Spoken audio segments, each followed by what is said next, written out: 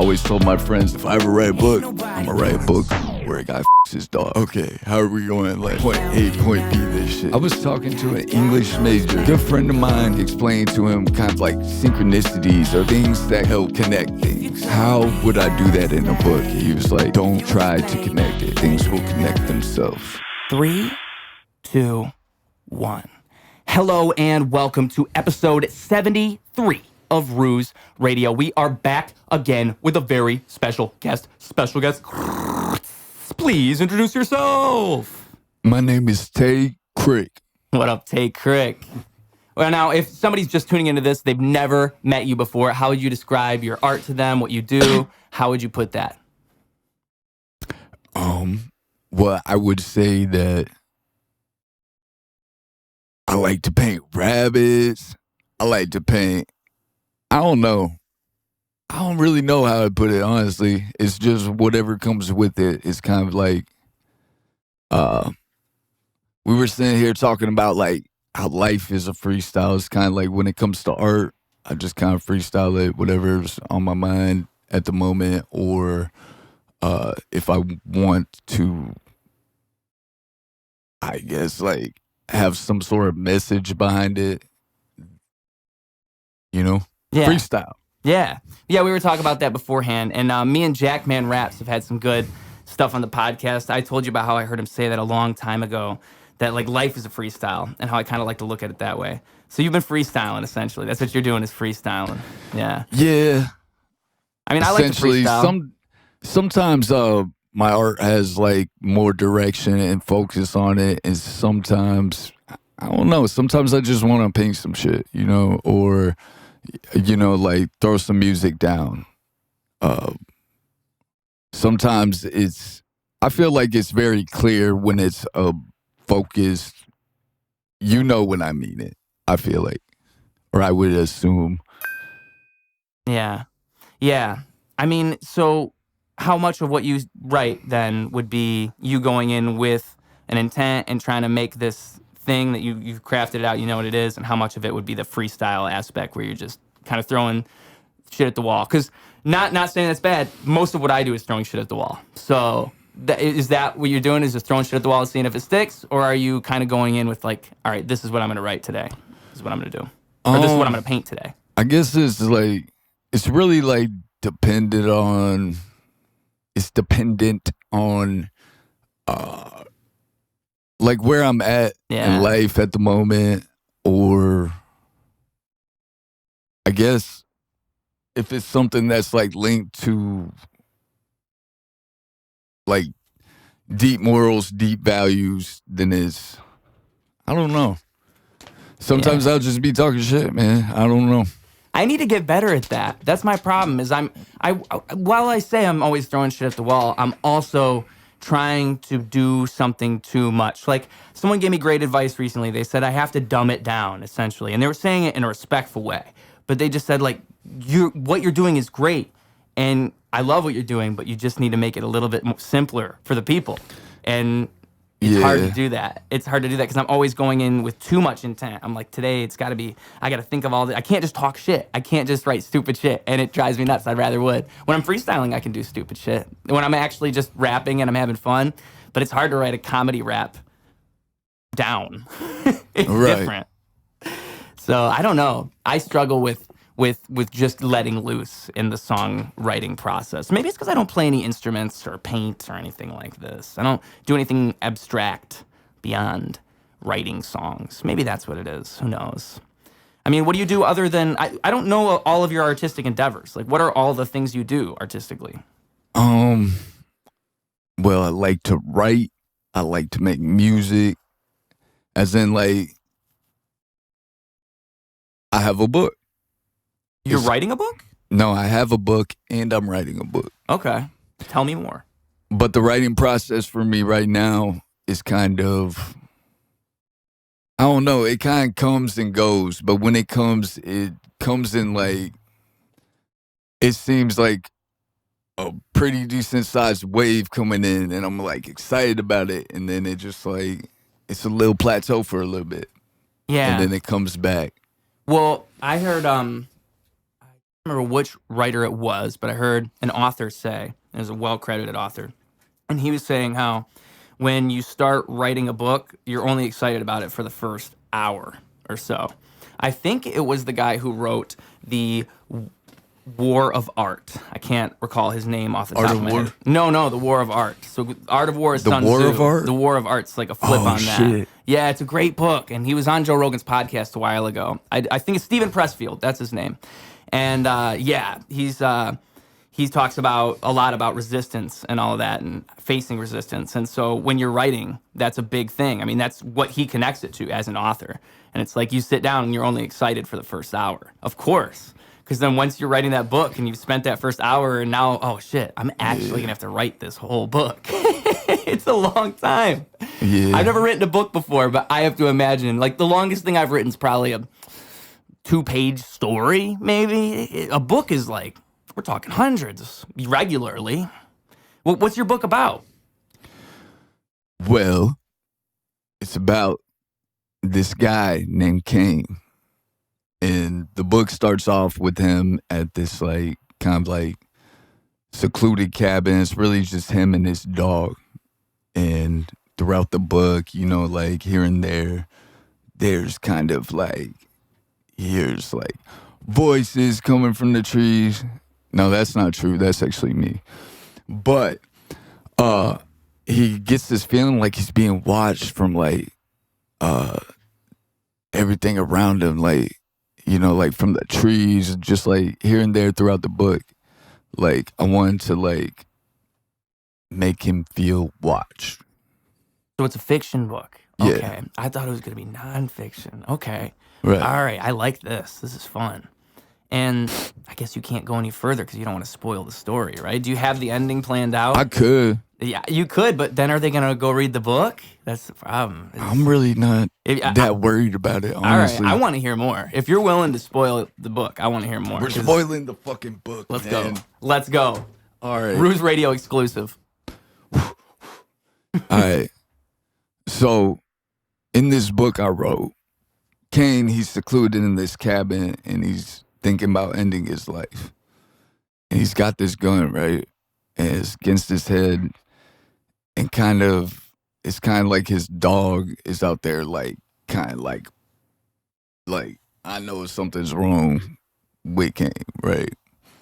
Like, he's out in this field outside this secluded cabin, and he's like, the dog pleads with Kane, and the dog's name's Dog. So the dog's name's Dog. Pleads like with that. Kane to, like, you know, like, I think I wrote something in the book, like, if she could have said something, like, you know, like, she would, like, stomp her paws, say something like, what the fuck? I don't even know. I'm kind of drawing a blank. I'm sorry. But says something along the lines, like, you know, like, the dog communicates to Kane that it, like, you know, like, no, actually, no, Kane was like, he's about like shoot himself and whatnot. And then he gets this feeling like he's being watched, like from the surrounding trees. Okay. Puts it down. And then, fuck, man. No, I like I this. want to say like chapter 2. This is the first chapter? This is how it starts? I thought we were talking the ending. This is how the book starts? Yeah, that's how it starts. Holy moly. All right. So, okay, I had a false impression. I thought that we were leading up to this. Like, Kane's got this whole shit, all this shit he's been through, and then now he winds up here and he's about to kill himself, and that's the end of the book. You're talking, we're starting at 100. We're just going right there. Yeah, it's kind of like starting at this moment. And so after that, he goes in with his dog, and they kind of like settle in for the night. And it kind of goes not chronological, not reverse chronological, just kind of like back and forth between time. It starts with that moment, at least the book does. It starts with that moment, and then the next chapter kind of goes back in time and like looks at his past. Okay. It starts getting into that. That makes sense. So it's like, I guess a lot of good books do that. Stephen King books do that a lot. I don't know a lot of authors, but I know they do it a lot. Quentin Tarantino does that in his movies. It's a whole lot of that. Right. It's a cool way to tell a story. Because, I mean, if you start there, and then now the question becomes, it's interesting because you flip it. Like, when you're watching something, when you're interpreting something, you're like, okay, so we're all leading from here to somewhere else. But when you see the ending first, now it's like, how do we get there? Right. I think Better Call Saul, that came off of Breaking Bad. Did you watch that show or no? Did you see either? Oh, great shows. But it was one of the only prequel shows that's done well just because they demonstrated you can do that. And I think there's some movies, some good prequels out there. Star Wars, some people don't like them. Some people like them.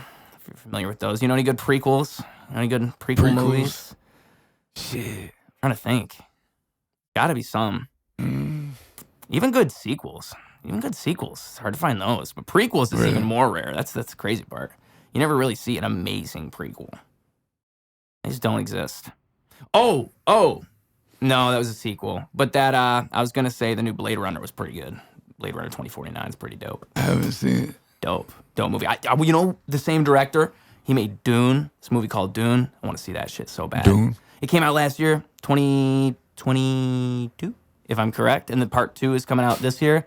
I think it's one of those weird-ass movies. You know, like when you go to a movie and it makes you feel like you're on a psychedelic. Those are my favorite kinds of movies. A movie where I go and it feels like I should have taken something before I saw it. I love those movies. No, but real shit. Have you ever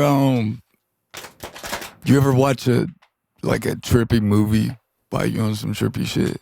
Yeah. Like super trippy movie. Yeah, that's what I'm talking about. It's kind of like, that's kind of like where I drew some inspiration from my book. Yeah. Was like watching trippy movies while I was tripping on shit. Dude, I will say in my incubus phase, where I was locked inside of a little square box, just tripping day in and day out, I was watching a whole lot of trippy movies. So I developed a lot of film knowledge within that little shell of a life I had at one point in time. Yeah. Have you ever seen the movie, I think it's Jodorowsky's his last name. Have you ever seen any of his films?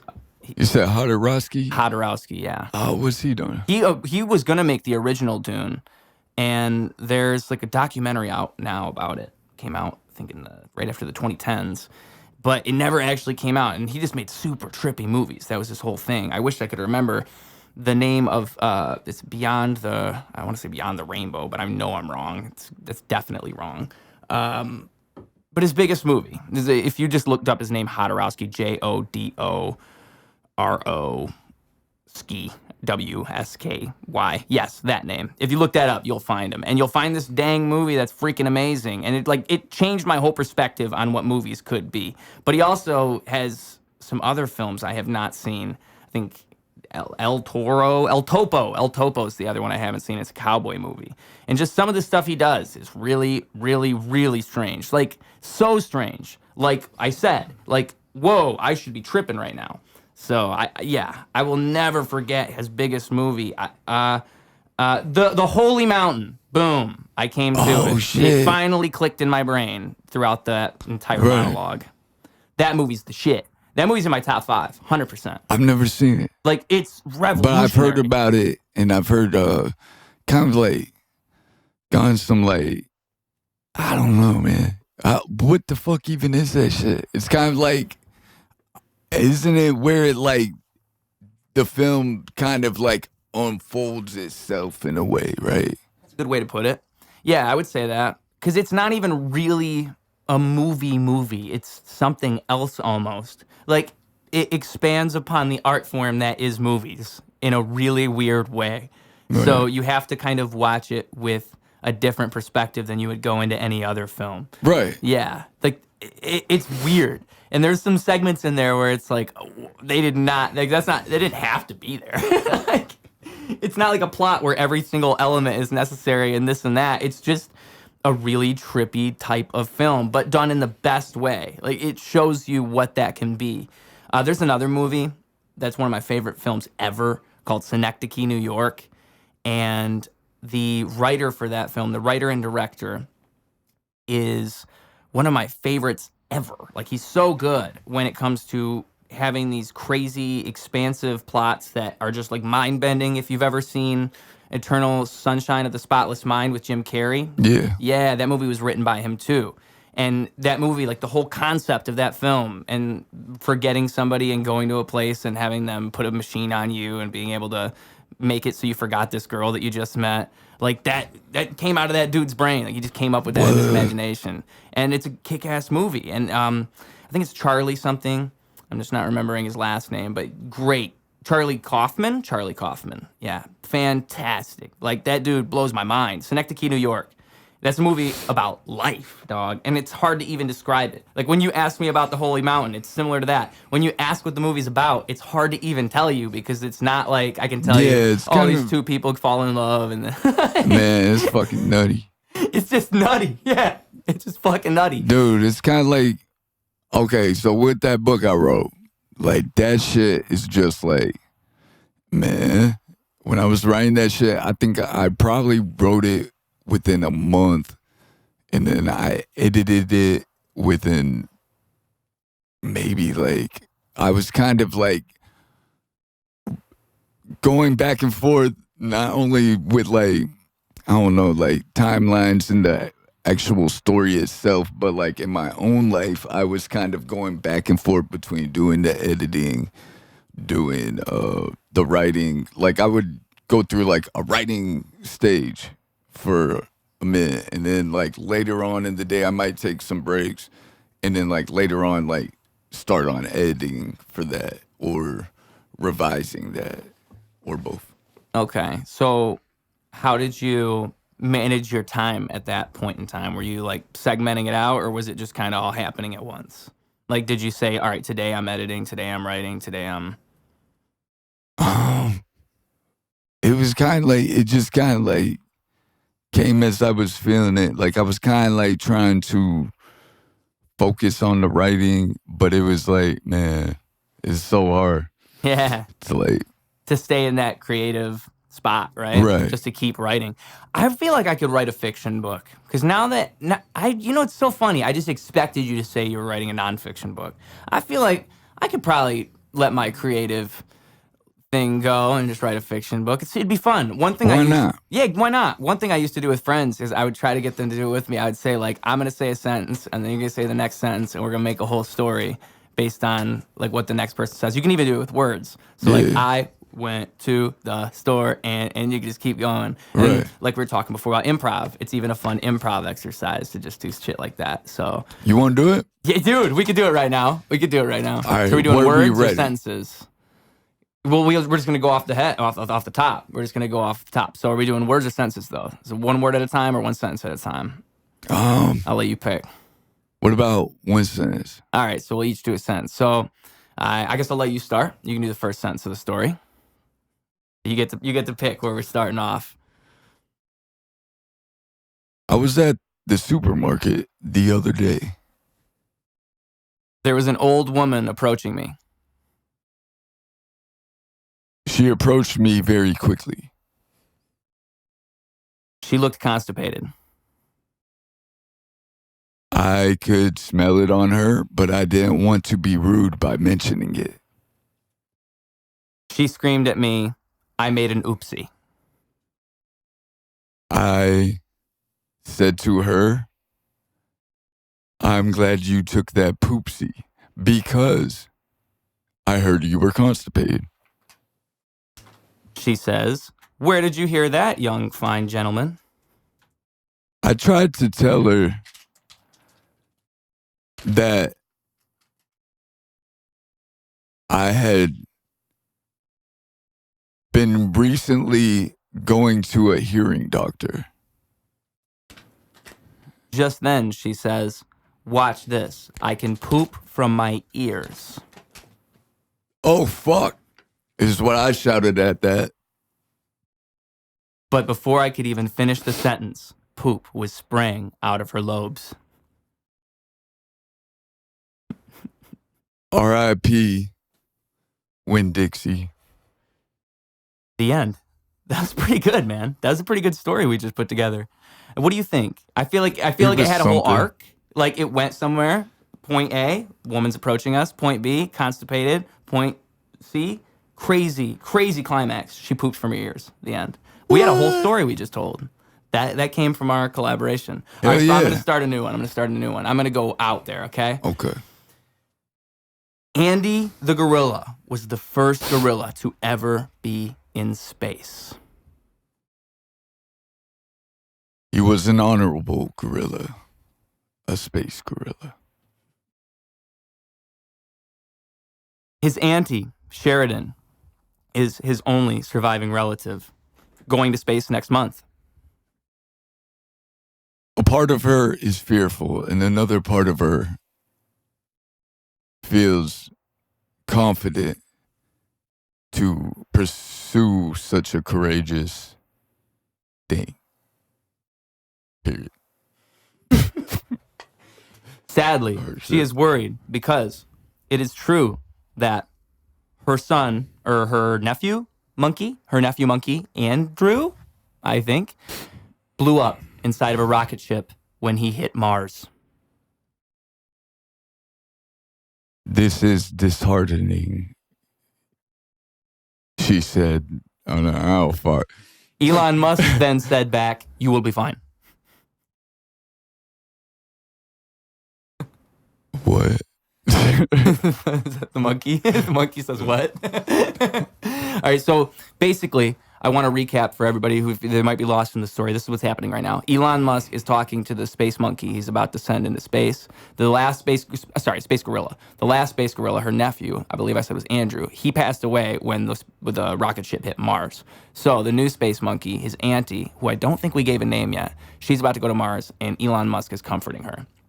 All right, so I'm going to say, just then, President Joe Biden walks into the room. Whoa. Wait, that what? could be your sentence. Just whoa. I thought that was the whole sentence. Oh, that was the whole sentence? It could have been. That No, you can keep sentence? going. Keep going. I just laughed because I thought that was all you were going to say. No.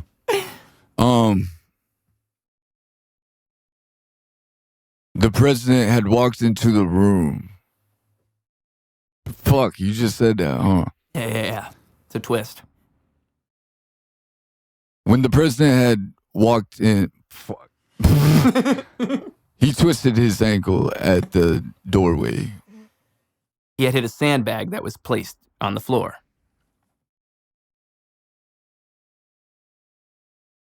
What the fuck is this? Is what he said while he went to go reach for the sandbag that he had on the floor.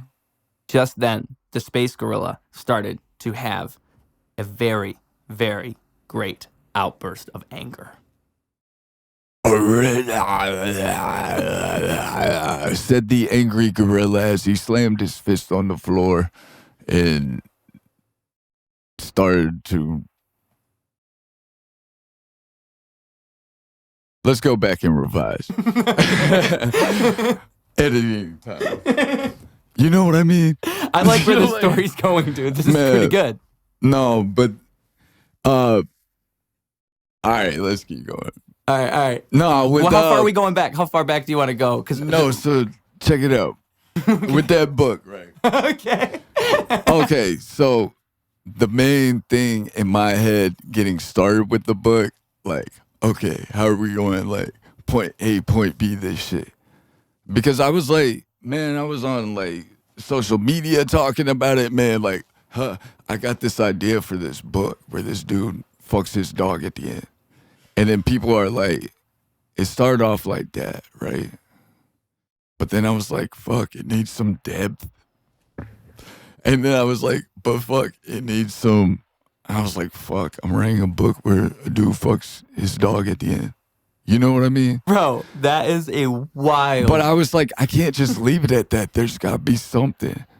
Well, let me just say, if you were trying to just sell it in like 5 or 10 words, you got it. That's it. Like, if you were to tell somebody, this is what my book's about. It's halfway sad, but it's halfway like, like, I don't know. It's almost a comedy, right? It'd probably be halfway comedy, halfway drama. It's something like somewhere that. in the middle. Like the whole idea of it. Because, I mean, when you read it, of course, how I would interpret a story like that is that it's about human nature and about the darkness of the human mind more so than it is about the fact that a guy Man, fucked his dog. dude, it was like, I was like, dude, I was on all these like writing pages and shit, and I was like, oh, so I want to write this book. And I was dead serious about the writing in a sense.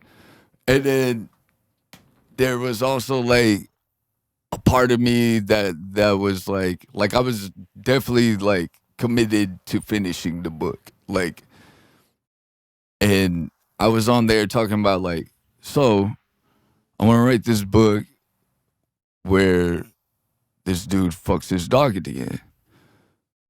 And the original idea has started off as like the working title at the time was like the protagonist fucks his dog at the end.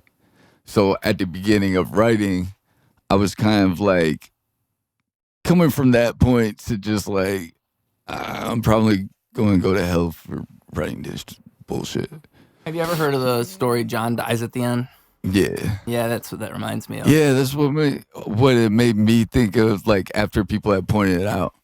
I wasn't really like I'd never seen that movie before. Me neither. I just know about it. I had like heard some things, but Well, I mean, it's just a funny way to start. It's like we said, it's a fun way to start a story. right. Yeah, because you know the ending. So now we're going in knowing this from the start. Right. Yeah, I mean that's wild, man. That's wild. Just because it's a great hook. I support it as a love, dude. This is how I look at art. Okay, if your art is making an impact, then it is doing what it needs to do. One of my favorite artists is Andy Kaufman. He's one of my favorite inspirations. If you've ever heard of him, he's fantastic. If you haven't, look him up. He is fantastic, like one of the best. And his whole thing is that he was the first person to go on stage and like piss people off. And he had these characters, and you knew it was him, but he would legitimately just play on the way that people looked at shit. He was like the first troll ever. And it was kind of like how a heel is in wrestling, where they go out and they're meant to be the bad guy. He would do that, but with real crowds of people, and just the way that he did it was so genius, because you could do that and fuck it up easily, but he rode that line amazingly. And so, with that being said, I look at art like that. If you're gonna go out there and write that story that's so wild, like you're going right there. This guy fucks his dog. Then commit to that and go 100% on that. Don't go halfway in like, should I really go this story about a guy fucking his dog? Nah, dog. You are going to be the guy that writes the story because no one else will do it. You know, like and people will react. And that's the art of it. That's the true thing, is the fact that they're even upset that you wrote that story shows that they have some type of thing within them that makes them feel some type of way when they read that. Like, bro, if you really, like, of course that's wrong, but let it be. The world sucks. You have to know that and not let it piss you off. Like, shit, Right. people are fucking crazy, and it's just human nature, and it's out there, and you have to know about it. But people get pissed. They're like, you can't write that. You can't put that down. But it was so fucking crazy, man, because it was like I was on these writing groups. And I was like, so this is my idea, and this is the direction it's going. And at one point, I got like kicked out of a writing group, or I got kicked out of a lot of writing groups, but I got kicked out of this one particular group for sure, where this woman went as far as like sending me a message. It wasn't just like, you know, like, you're not on the group no more. It was like she sent me a message saying that she was like, I'm sorry, but because of, you know, we don't fuck with people fucking dogs. And I was like, but I'm not. That's not what I am. I don't fuck dogs. Yeah. So I feel like there's definitely, and I've had like that happen quite a bit. Like, it's like even the association to a fictional book, like where it stems from me is like a place from where when I was younger, like I always told my friends, like, if I ever write a book, I'm gonna write a book where a guy fucks his dog. It was a joke. But then once I began writing it, I was like, I always said that, committed to it, but then also overlapped by like I was sitting there like talking to an English major. It was like good friend of mine. He actually has a YouTube channel too, and he was like I was getting advice from him because when I wrote it, it was during the pandemic, and I was like, so when I watch this movie or when I read this book, and there's like talking about like I was like explaining to him kind of like synchronicities or like things that kind of like help connect things. I was like, how would I do that in a book? He was like, don't try to connect it. If you're going that route, like don't try to connect it. Things will connect themselves in a way. Yeah, that's interesting. A lot of the best storytellers, I find, don't plan things out 100% before they go in. The best example I can think of is, like I said before, Breaking Bad. I mean, the way that show is written, it's known as one of the best shows when it comes to writing of all time. Like, it's just critically acclaimed for that reason. And you can just see when you watch it. It's as if they thought about it from the start. The way the whole story plays out, it all just makes sense. But when you hear the writers talk about it, because they're open, you can watch interviews upon interviews. They have a whole podcast that they did for almost every episode of each show, the first one and the prequel, Better Call Saul. Right. So it's super cool because you can see their process and how they came up with this shit. And it's all winging it. It's all freestyling. They had no clue what they were going to do with Walter White in season 2 or 3 or 4. Right. They just figured out what was working along the way. Right. And that's what a lot of the creative process should be, is not knowing what it's going to be at first and then rolling with it and letting it become itself. It's fucking beautiful, man. But it's hard to do. It's hard to actually do that. It's hard to not let the art be, because that's kind of what I was getting at before about my writing process. I'm almost too guided, I've noticed. I get a little bit too into like, this is what we're going to do, this is where we're going to go. And I've noticed if I let loose a little bit, that's where my best stuff comes from, is me just... For real, just like... That's where that rawness comes from, man. Yeah, 100%. And that rawness is what people connect with. Like, that's what they feel, because they want that. They want rawness in their life. There ain't enough of that going around, man. Hell yeah. Yeah. It's kind of like, my favorite album of all time is Violent Femmes. Their self-titled or, untitled album, like Violent Femmes. I haven't heard of it. And it's like, I love it because, like, I don't know. You can tell, like, they had recorded that, like, while they were still in this energy of, like, everything in it is kind of, like, angsty and whatnot, and just, like, kind of, like, you can tell they were harboring something and had to let it out type shit. A lot of punk music gets people for that reason. It's that angst in the punk music. It's hard to find that in a lot of other genres, like punk, and then... you wouldn't call Nirvana what they were doing punk, would you? Maybe. I would call them, I don't even know, man. They had like different stages and shit. Yeah. Like they went from like, it sound like more like, I don't even know, man. They got a little more. Maybe grunge would be the word. Yeah, but I feel like they were like pushing towards like a certain type of metal before they had gotten into more of a grungy. It was grungy. Yeah, but just the angst in that. I mean, yeah, people want to feel that, I think, 100%. I think when people look at art, they're looking to identify with something. I mean, that's why I think the best art is the shit that just sticks out. That's why, also, I say, too, if you have people that are hating on your shit, just know that that means you're doing something worthy. Like, unless you're physically hurting someone, then just know like, you are inspiring thought out there somewhere. I mean... I would never want people to be hateful, but I do think that, like, the best art is art that incites people to get upset. Like, the best art is shit that, like, makes people upset on accident. Like, even in the sense that I make a song and people are like, this sucks. Like, just the fact that they feel the need to hate on it is showing me that I'm doing something right. Because if they really thought this sucked, they wouldn't even be commenting on that shit. They would just scroll right past it. Like, when you get hate, that is somebody... confirming that they at least gave you enough attention to warrant it, you know? Like, Dude. that matters. The reaction you get matters. So I always say that. So when you get banned from those chat boards, I just be like, these motherfuckers, like, they're just confirming my shit's gonna change shit. My story's gonna change it. Because when that story comes out, when it's the critically acclaimed story you know it's gonna be, when everybody's like, holy shit, did you read that book about the guy fucking his dog? When they're teaching it in schools in 2050. Fuck no. Shit. Well, I guess Change the world, man. it's kind of like, I don't know. Like that lady, she always got to me, man. The lady in the writing group. Because I was sitting there describing how the main character in the book had like children locked up in his shed and like all this other shit. And like, just like out of everything because he fucked his dog, which is bad. It's really like, but it's kind of, I don't know, man. Like he's got like children locked up in his shed. He's doing all these different drugs, like all this shit.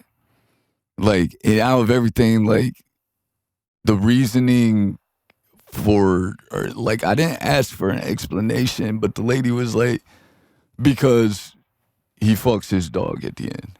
Which I agree, you should not fuck your dog. But what, like, I was in there, like, I think around that time, like, the Jeffrey Epstein child, you know, like, it's like, yeah, animals rule, but it's like, this, I don't know, man. Well, I wanted It to just say, didn't sell right with me. there's this thing that goes around now where I feel like people are so into this guilty by association mindset where it's like, say, Kanye, for example.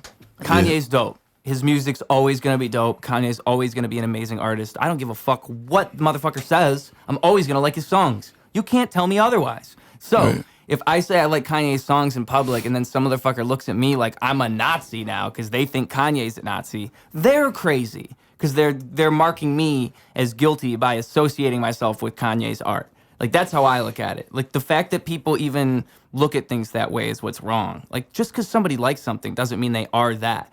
You have friends that disagree with you, or you have friends that you hang out with and you're like, man, that motherfucker just said some crazy shit I would never say. But you're not going to stop being friends with that guy because you love them as a person and you see beyond their flaws. And we're all flawed. And so that just drives me nuts. The whole thing where it's like, you can only like people if they do X, Y, and Z. You can't like shit unless it follows these rules. It drives me nuts. And that's the thing about your story. It's like, why does the story have to not mention something like this? Why are you acting like I'm that guy just because I wrote a story about this? And how's anybody ever going to talk about anything like this if that's how you're going to react every time somebody tries to write a story about somebody fucking their dog? Shit, dude, that actually happens. It's a thing that happens in the real world. That's the other part of it. It's like they're blocking themselves off from something that actually exists. There are people out there. Don't forget how big the world is. There's some dude out there right now who's looking at his dog and licking his lips. He exists. So when it comes down to it, man, it's fucked up. But it's the law of it's the law of the universe, kind of. I mean, like, what, 8 million people? Like, if you think of one person doing one thing, they're probably doing it somewhere right now. It's fucked up. It's a real rule. But go ahead. It's kind of what? It's something I've actually like grown way aware of. Is like it's something I've like really grown aware of is that like I was like writing from this like tongue-in-cheek, like almost like going into it tongue-in-cheek type shit, but focusing on finishing the project. But it's really like brought to my attention that like they're, man, like, so it's not as comical as you thought it might be. Right. Like, because at first you were thinking it's going to be tongue-in-cheek, it's going to be a funny kind of type of story, and then now the further you go in, it's like, I'm like, man. Yeah. Fuck. Leaves a bad taste in your mouth all of a sudden. Right. Yeah, that is tough, because the first 10 pages, it's like, okay, this is going to be fun. But now once it's a 50-page story, man, it pretty gets dark fucking ending. Crazy. Like, imagine if a movie ended like that. And like, you could though. That's the thing. And if everybody left the theater, what they would all say is, "Yo, bro, did you see that movie where the guy fucked his dog at the end?" And they'd be like, "Yo, Right. That's the craziest movie Tarantino ever made. Like, if Tarantino made that, people would lose their minds. So Right. you could do it, man. You can make this work. There's a way. There's a way to tie it in. I think what you're struggling with is you have to find a way to pull together these threads that you set for yourself in a way that magically makes it all make sense, right? Because you're in the middle now. You've done the beginning, you're in the middle, and you know the end.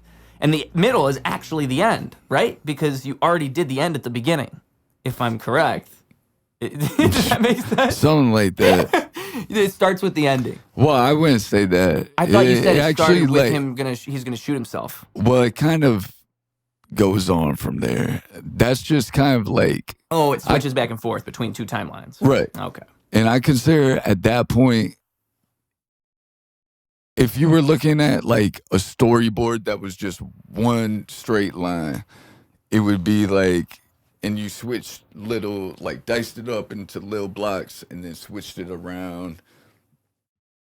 Kind of like on the DAWs, how it'll have like snare and it'll be like, say like 8 bars or whatever. 8, 1, 2, 3, 4, 1, 2, 3, 4. And then it was like, maybe the snare would be like, and then you just like took them, switched them around, like with the storyline, like it would start like at a pivotal point in the whole story. Ooh, sorry about that, man. It would start at like kind of like a pivotal point in the entirety of the story, right? And then no, I get what you're saying. Like, and the best way to do that is to have it. The juxtaposition has to work. Like, there's some movies that have done that where it's cool. They'll even do shit like jump cuts between the two different timelines. So it's like first he's standing here, and then it cuts back to him standing in the same spot like 2 weeks before, and you can just feel the difference in the shot. Even like if you make the story follow those time switches, it's even better. Like, you know, say he's doing drugs and he's doing some crazy shit, and then 2 weeks before he sees the drugs and he decides not to do them. Like, just in the next chapter that you read right after he was doing the drugs, you see that 2 weeks before he was saying no. And it's that story tells itself. Right. But it's like you have to connect the dots in your brain, and that's what's cool about it. Is like you're learning it in reverse. So you can tell stories in cool ways when you do that, for sure. I just thought it was gonna. The reason I even brought up the timeline thing is I thought it was gonna end with the beginning, or end with the middle. I mean, because you're writing the middle at the moment. So I wonder then where we're going. I wonder where it's all headed because, yeah, we're still moving forward with the story, of course. So we know where it's ending. So where are you at exactly in the story then, in your writing process right now? Like, what is the character going through? Where you're at right now? Maybe I can help you storyboard. Are you talking about with me? Yeah, because we're still in the middle of the story, right? You didn't finish writing it yet. Are you talking about me or the fictional character? Fictional character. In the book. I mean, well, when I say where are you at, what I mean is like where are you at in the story? Like where are you? At what point are we at in the story? Like what the last thing you wrote down? What's the character doing, thinking, feeling? Like where is he at in the series of events that happen in the book? Do you know? But are you talking about me or the character? I'm talking about the character, I think. Oh. Or you. I don't know. Like, just where's the story at? Like, where are we leaving off? If somebody watched the last episode of your story, how would you describe it? If somebody watched the last episode of my story? What I'm talking about is the book. Oh, you're talking about the book. I see. So that's what's confusing. I'm talking about where in the book, because I'm trying to help you think of the next thing we can do with the book, is what I'm saying. Like, oh, the book's finished. Oh, it's finished. Yeah, it's finished. I thought this whole time that you were in the middle. So you're done writing it. You're just waiting to put it out? Is it published? It's been out. It got published. It's kind of like self-published on was it direct printing, like on demand anytime you order a book. I don't know. I don't know anything about how you publish books. You'd have to tell me. Amazon KDP. So people could look it up right now and find it, is what you're saying? Yeah. Like if you sent me a link on Facebook, I can throw it in the description of this video. Like floating around Flint. But I'm saying if people watch this, we can put it in the description. Like they can find your story because I could put a link right down there or something. So you heard it here first, folks. Go check out the story right now. We've been talking about. I had no idea it was out. All right. I thought though, Man, yeah. it's a fucked up book. Like, there have been a lot of times since that book's been published where I've been like, I really might go to hell for this. Okay. I For thought, real though. I don't know, man. I wouldn't look at it that way. I mean, I would think about it the way I've been describing it this whole time is art is art is art is art. You made art that had a purpose, it served its purpose, and just move on. I kind of feel like it really was a purpose. But the way it's like gifted me that whole, like, the whole fucking putting out a book and shit, the way that putting out a fucked up book with people knowing some of the fuckiness in it, it's kind of like, it's really like brought some like true horror into my own life where it's I like, see. yo, like, Bad juju. why are people saying certain things? Nothing's a coincidence, you know? It's like some true fucking horror, dude. All right, at least a better understanding on like some true terror shit.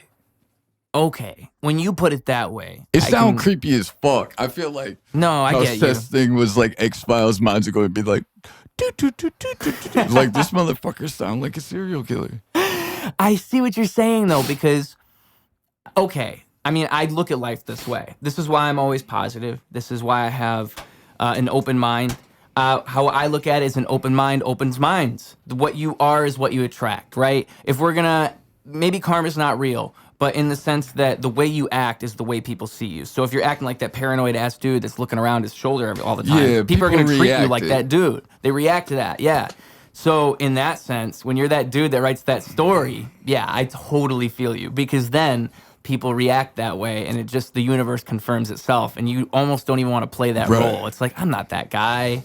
I'm not that guy. You I were just wouldn't doing fuck a something that you dog. thought about as a kid. I see. I didn't think about fucking a dog. And they took it all the wrong way.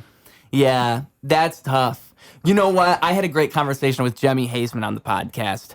And one thing I came to in that conversation that I love, I'm gonna stick with this one, is that the best life lived is a life where intuition is in harmony with the universe, right? So your intuition in that moment was not in harmony with the universe. And that's why that went wrong. Because Yeah. your intuition told you, I gotta finish this story, I'm gonna put it out, this is what I gotta do. And then afterwards, the way it played out was not what you had envisioned. And it's because the universe was said, nah, that's not how we're feeling. Right. It's like, Sucks when that I don't know, man. It's like you on your own. I'm like, what? You're the universe. I'm supposed to be in you. I like it. Don't get me wrong. I want to read the story. I want to read this shit. Dude, I'm it's intrigued. fucking, it's fuck. It's like, man, that whole book is a mess, but like, I don't know, man. That whole thing's a mess. I mean, the creative process is a beautiful thing. And I think that one thing a lot of people fail to realize is that the creative process involves failure. You have to fail in order to succeed. So when you're writing a song, not every song's gonna be your best song. When you're writing a story, not every story's gonna be your best story. And that's why I just think it's like a good thing to have a story that you might even not like, because then you can look at that and go, well, how could I do that better? Like, if I were to write that same But story, real shit. yeah, how would I do that story today? Like, if you were to go and do it the same way right now, how would you frame it? How would you change it? Man. I don't know if you could still keep the ending. I think it might have to. I kind of, man, might have to do something. it's a little kind of bit. like, dude, there's this screenplay, like, years, like, been obsessed with it that I've been writing and shit. It's kind of like, but it comes and goes once again, but I always, like, complete it. It's a screenplay that I'd, like, lost, like, it got stolen from my house, and, like, it was on laptop, like, multiple versions of it. And when I lost it, that shit just, like, I was like, ah. And I was like, but now I just gotta rewrite it again, and I haven't really picked back up on that yet. Actually, when I started writing, I'll probably go to hell for this. It was actually supposed to be that screenplay projected into a book. Because I was like, man, for some reason, I just have to tell this story. Not the part about the dude fucking his dog. But in that story, there was always like A dog. I always imagine a dog with him throughout all this crazy, chaotic shit. Why? Why a dog? A dog? Man's best friend. It's just something about a dog. I don't Dogs know. are good for stories. I kind of want. I want him to, like, the character in the book or in the screenplay. Like, I always want him to feel like you're watching. Like, imagine you watch this movie. Like, it's kind of like he's alone. Like, have you ever watched a movie where it's like a character's alone? They like it just like kind of like he wanted like I didn't want him to like be alone on screen. What do you? Well, I see. So rather than him being completely on, it's like for instance, I Am Legend with Will Smith. Right. He's got a dog for a good. I don't want to say anything beyond that. I don't want to ruin the movie for anybody. There's a dog. Right. So yes, he's got a dog. And when you see that doggy and him and the dog are running on the treadmill and all this, it's like it's just him and the dog. They're together. That's what's happening. So yeah, Right. it's a better way to tell the story than to just have Will Smith by himself at the very beginning of the movie, because then there's less going on. Right. There's not that companionship. There's no relationship happening there. It's easier to tell a story with two people for sure. Just Right. to have some type of thing happening. But a dog is interesting, and also not to be that guy, but you can always kill the dog. And every story that contains a dog, that is an option. The dog can die, and that's Right. always sad to see. Well, or hear. I assume like you know about the book like Save the Cat No. or where I believe that's what it's called, and it's like pretty much like a simple like tactic and storytelling is that like or at least in a movie I think it's like I want to say like within the first order of it or you could probably play with that a little bit like if no matter what type of fucked up shit the character does as long as they save like there's gotta be some sort of redeeming thing about it to make the fucked up character be like, all right, I'll follow this. For the protagonist. That again, not to bring it up a million times, but Breaking Bad. I mean, people went with Walter White till the very end, and that Right. dude was doing some fucked up shit. Sopranos. But- Sopranos showed you could do that with Tony Soprano. Right. People love that dude. Kind of like, right. It's kind of like how he would, like all these characters, like good family men. Yeah, for real. They have good family. I mean, at least you can view it that way. You Yeah. can say that that's their reasoning. I mean, whenever you hear actors talking about when they're playing an antagonist, it's always like you're never the villain in your own story. Is the best Right. way to put it. And that goes for real life too. That's why I always hear people out, because no one's the villain in their own story. Everybody's in their brain. They're telling themselves they have a reason for doing what they're doing. Right. So you never really know. And if you were an actor and someone said you're gonna play this king he just murders people mercilessly and he fucking rapes people and this and that. Damn. As an actor, you got to get in this mindset of like, okay, I'm a fucking asshole, but you're still human. So actors got a hard job when it comes to playing a real asshole. I bet. There's some fucked up people out there, and there's some Yeah, actors who have shit. to play them. There's also fucked up people out there that just exist. Those Yeah. people exist. So it's wild. Yeah, it's wild, man. I feel like storytelling is a tough thing. Storytelling is a tough thing because you have to be able to unweave the story in a way that makes sense too. And with what you just said, like if there's a protagonist, the person always has to kind of relate to the protagonist or feel it, even if they do stuff that's fucked up. Here, I'll help you move that for a second real quick. Makes that a little better. Yeah, appreciate it. And then, yeah, it's interesting with the way that writing a story can go. I mean, I feel like it's an exercise I should dabble in. I had a Yeah. thought recently, and I was thinking about doing it as a song, but as we have this conversation, I'm going to put it on record right here. I was thinking, like, what if as a metaphor, and I don't think I would say it in the story or song, but Right. it's someone floating through space searching for ideas, as in like they're searching for ideas in space. Right. Just like when you're in your brain and you're searching for ideas and you find ideas. But I would have to find a way to really iron that story out and iron that metaphor out in a way that makes sense, because I like that concept. like of just floating through space and just finding like planets and ideas, however the fuck I would make that make sense. It's cool. It just happened to me. It occurred to me one day, and may or may not have been influenced by a substance. Who knows? But it came to me, and I was like, wow, it's like that. It really is like that. It's just like searching and finding things, floating through space and just stumbling upon things. Man. Life's crazy. It's some bullshit, I'm telling you. You think it's some bullshit? I think it's beautiful. Life? No. No? You don't like it?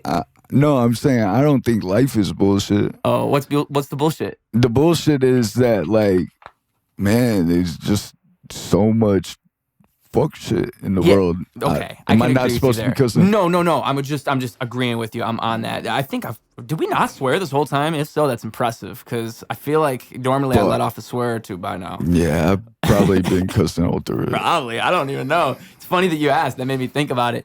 But the world beyond some fuck shit. That's that resistance I'm talking about, though. I mean, like, I think the only way to actually live is to just know that fuck shit is fuck shit, and just identify it as fuck shit. And when you see that fuck shit, go, nah, I could never be that fuck shit. You just know. Like, the reason you even know it's fuck shit is because you know that you ain't that fuck shit.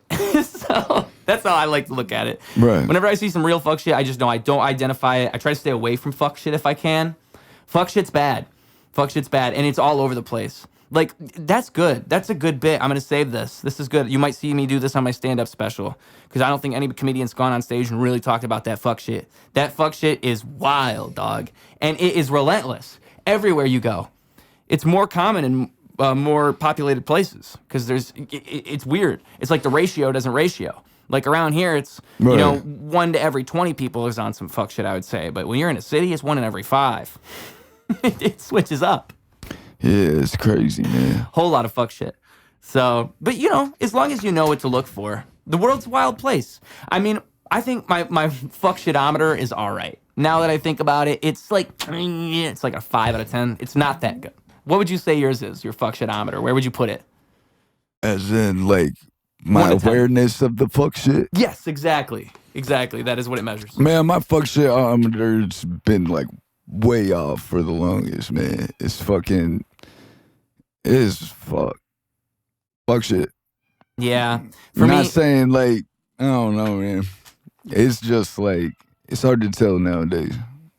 Well, the thing with fuck shit is that when it comes around, it can be persuasive. Fuck shit can actually trick you into thinking it's not, especially when, you're a straight male and fuck shit comes in the form of a woman. That can happen too. I mean, that is a whole lot of that fuck shit. But you know what? I actually take that statement back that I just made, because I've seen a whole lot of male fuck shit too. I mean, like, yeah, whole lot of male fuck shit, just random things. Like, some guys just get really upset about random shit, and they're like, okay, I'm not going to say names, but there is a funny rap feud that I've been seeing going on Facebook lately. And it's just straight up fuck shit. And I'm not going to say who the two rappers are. Man. But I'm going to, because I don't want to be that guy, but I want to use it as an example, because it's happening right now. So there's one guy who made a song, or he made an album with a title. And then another guy in a city nearby named Detroit made a song with that title, and he's a comedic rapper, and he's been, getting a little bit of a following lately. He's been doing some things. Like, he's been around for a minute, and but he's been popping off with a song that he made just recently. And so I think that's partially what influenced this. But one of the rappers contacted the other rapper privately and said, hey, you stole my idea. And then a bunch of personal insults happened. And because both of these rappers were on fuck shit, they both posted about it on Facebook. So it's like open to the public. Everybody's seen it.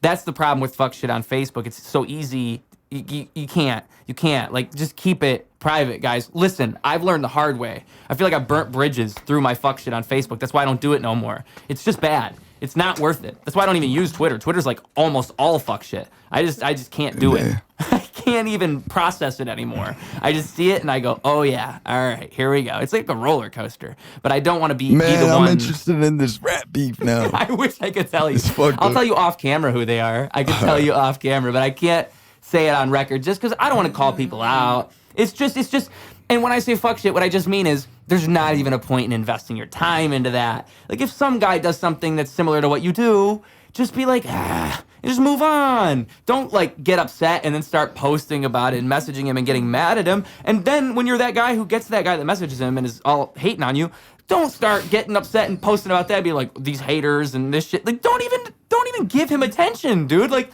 it's all silly. The only time you should do it, and I still stick to this, is diss rap.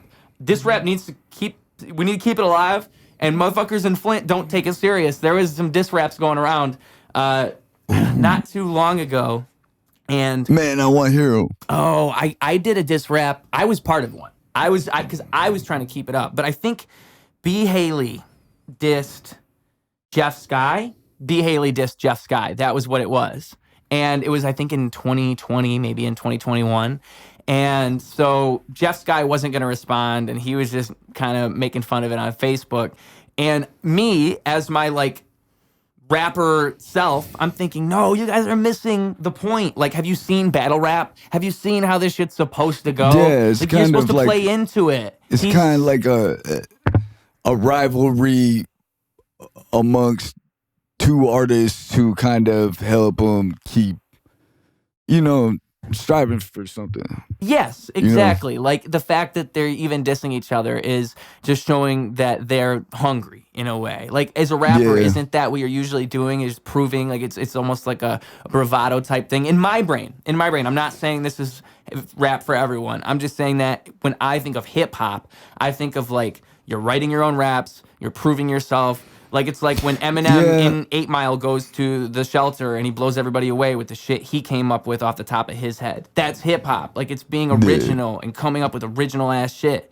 So, yeah. I kind of feel like, man, I don't think purely that rap music is, like, that bravado-ness, but it's something that I've definitely, like, always admired about some of my favorite rappers.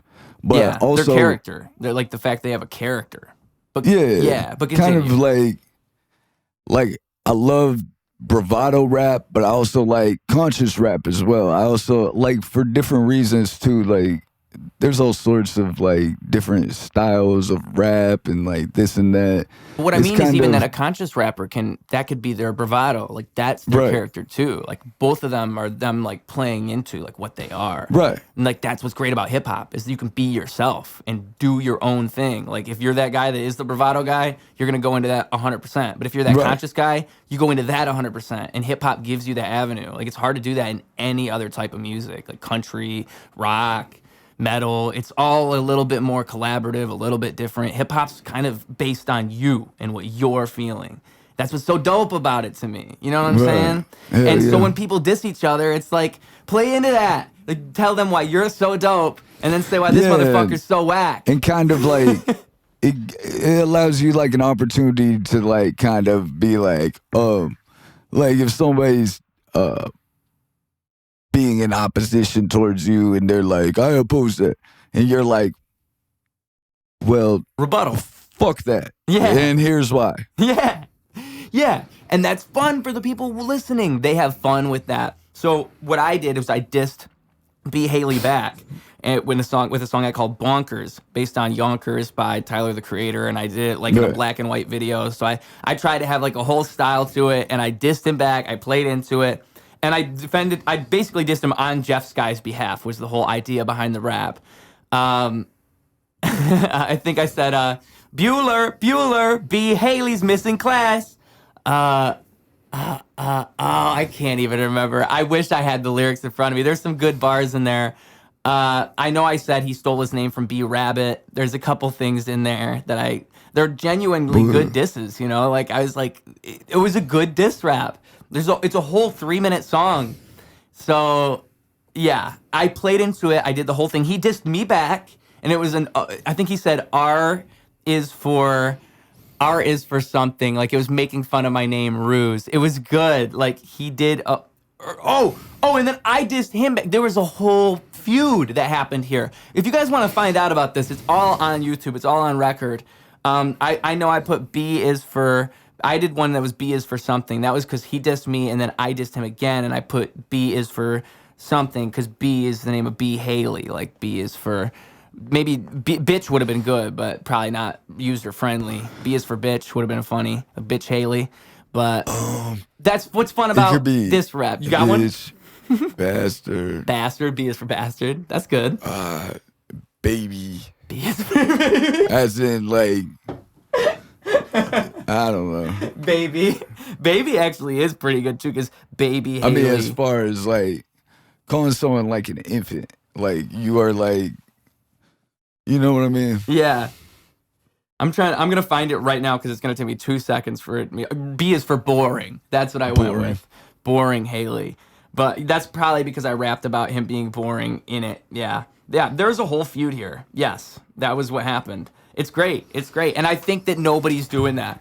Like, the only one I could think of that's notable in the actual, like, big rap industry, like, that most people know recently, there's two. There's Eminem and MGK, and then there's Drake and Pusha T, if you saw that. But Eminem and MGK was probably the one that, like, most people know. When MGK dissed Eminem, and then Eminem did Kill beefs? Shot. Yeah. But it just doesn't happen that often anymore. I love it. It's like battle rap, but written. Like, I've never been able to battle rap. Shout out Joey Koff. He used to be Jabberjaw. And I don't know if he still does it, but there's still battle rap. They still keep it alive. I know in Detroit it's a big thing. It's not really big in Flint. It happens, I think. I think they still have events, but battle rap is it's an art form in itself because it's freestyle, but they write it beforehand, but it's also a little bit of freestyle, and there's a rule to it. You have to talk shit. So you're doing all three of those things. What? Yeah, it's hard. That's tough Nah, as fuck. but hell yeah. Like, imagine like 30 people all looking at you. This motherfucker just dissed you for 5 minutes straight. Now you got to remember the shit you wrote down in your apartment yesterday, talking about him and his girl, and you have to do it flawlessly. Like, there's a lot of pressure in that moment. So when people are good battle rappers, it impresses me because I feel like I would crack. That's not my environment. I want to write songs and just be chill. I don't want some motherfucker telling me what's wrong with me. I don't need to be on stage doing all that. What am I supposed to do? I just would be shitty at it. The closest I would get would be on Wild and Out. I'll go on Wild and Out, and I'll Wild and Out. Yeah, I'll do that. That sounds fun. That's still on, right? Wild and Out? I don't know. I think it is. Sure it is. Yeah, it's a good show. Shout out Nick Cannon. Strokey genius right there. How many kids does Nick Cannon have? Man, probably I don't know, 50, man. 100. A lot. He's getting to Genghis Khan levels. Whoa. How many kids do you see yourself having? If in your final days, how many kids would you ideally have? Tough question. Yeah, I don't know how to answer that. I've never really thought about it, but now that I'm thinking about it, I'm gonna say 3. 3. There's not too many. It's not too little. I think 3 is a good number because 1, it's like you never know how one's gonna go. One kid's great, but you never know how one's gonna go. Like, what if it's the worst kid in the planet Earth? Right. It's possible. Is it me? I feel like it's me, man. Were you an only child? No, I had 3 older brothers. Okay, well, Or I do. I don't think you're the one then, because like if you are that bad, I don't think they're that bad either. Okay, so yeah, honestly. I think only children have more of a chance of being crazy motherfuckers because they don't have frames of reference as much as other people. You need brothers and sisters a little bit. That's my theory. They kind of level you out. Like, even when they pick on you, it's like, all right, you get a reference of like how humans are. Yeah, I feel you. You don't have family members. Like, you're just an only child. Plus, your parents spoil you more. You get a weird sense of how the world works. Like, only children, I've heard people talk about this that have had like only children friends, and they opened my mind to it. Like, they think of things differently. Like, their manners are different even. Like, they don't really think about other people as much because they didn't grow up with brothers and sisters they had to work with. So they'll just like, they don't realize that they'll just like show up to your house and just walk in and shit. Like, damn. Only children are wild, man. So yeah, but 3, because two, that's all right. But 3, I think, what if I have 2 boys and 1 girl? Like, I'm not gonna have 3 boys. I'm not gonna have 3 girls. So maybe if 3 would maybe like level up those chances of having some variety in there. Right. That's why I'm going with 3. I think that's a solid number. But also, like, when, I have no clue. I don't know the time frame of this imaginary life I'm living in my brain right now. I'm gonna say 40. I'm gonna have kids when I'm 40. When I'm rich and famous, I'm gonna live in my mansion inside of Hawaii or Chicago or somewhere else cool. I'll find a cool place to go. Maybe World War VI will have already happened. And I'll be in a bunker. We'll figure it out. But by then, I'll be rich and famous. So that's how I know I'll survive the World War. Hell yeah. Yeah. Yeah, that's the thing about having kids. You got to think about that now. Right. When's all this shit gonna really end? Like, when's it all gonna really blow up? I would not want to have a kid right now because I'd be thinking, damn, bro, like the world's wild right now. Do I really it's want fucking crazy. Yeah, 20 years from now, how's this gonna be? It's already pretty bad. Like, people are crazy, dog.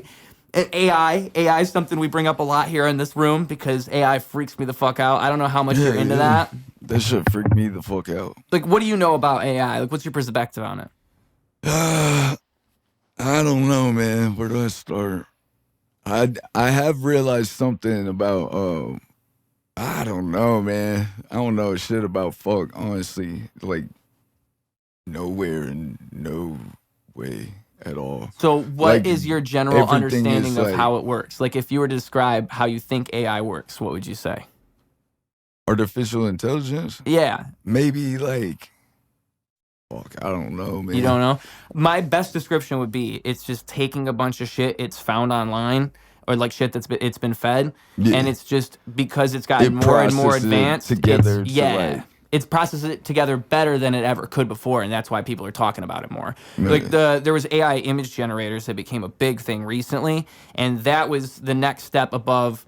Like, I don't know if you remember 10 years ago, I think it was about then when chatbots were online and you could talk with a robot, and it was kind of worked, but not really, and it would have funny responses, and what it was really based on was what people said to it through the chat. Right. It wasn't based Getting on the the internet. information and shit. Yeah. Damn. And they would vote up and down on whether or not the responses were good, and a lot of it was based on that. And ChatGPT is the big thing now, and it's similar to that, except what it's doing is just way more advanced, and it's able to compute this stuff at a different level than it could ever before. And it's advancing at this crazy-ass rate where now we got voice AI. That's been a big thing lately. Yeah. Like I said, there's this image AI shit. Man, the image AI shit, it's getting to the point. I think I might have seen that recently. Well, you must have, because that's what I was about to say. It's gotten to the point now where I've seen people share fake images on Facebook that are definitely AI, but they don't know. Like, yo, it's almost that person, but it's not. Yeah. You can tell. And you can't, like, we're at the point now where it's realistic enough to where if you know what to look for, you can figure it out. But if you were like a grandma, if you were like somebody older, you would be looking at that, just bad eyesight. Like, if you're anybody who's just not in the right mind, if you were tired that day and you look at your phone and you see like, oh my God, why is Obama smoking a blunt right now? And it's just this AI-generated image. But you believe it. And then you walk around for the rest of that day telling everybody, yo, I saw a picture of Obama smoking a blunt. Like, everybody else is going to be like, no way. They're not going to look it up. They'll just take your word for it. That's why it's wild, dude, because it really opens a lot of leeway for a lot of bullshit. Some fuck shit. Way more fuck shit. And that's the problem with the AI, I think, is there's no guardrails on the fuck shit. I'm glad that we went, thank you for circling back, because that's exactly the word for it. There's going to be way more fuck shit, and it's going to just get worse and worse and worse. And the fact of the matter is, it's getting better and better and better when it comes to the technology. So it's like, look at a graph. All you'd have to do is watch the technology go up and the fuck shit go up with it. You know? It's just they both go up together. Or if you want to see something plummeting, I guess fuck shit goes up. Or yes, fuck shit goes up. No. Technology goes up. And then, no, I don't know what the antithesis of fuck shit would be, so I can't properly make the graph for you guys in real time. I'm going to have to sit and process on this. But my theory is this, that the fuck shit is going to get worse. And that's the real danger of it. Because, like, it's cool to an extent, but we just don't know, dog. We're at the point now where motherfuckers think, like, that shit's 100% real. They'll take that shit serious. Man. They want to write their songs through that. Like, they want to stop writing music and start writing music through ChatGPT. It's like you're missing the whole point of what music writing is when you do that, and they don't realize it. They think it's just like they're using a tool, but it's like you're taking the soul out of it. Like, you are what it is. You're putting you into it.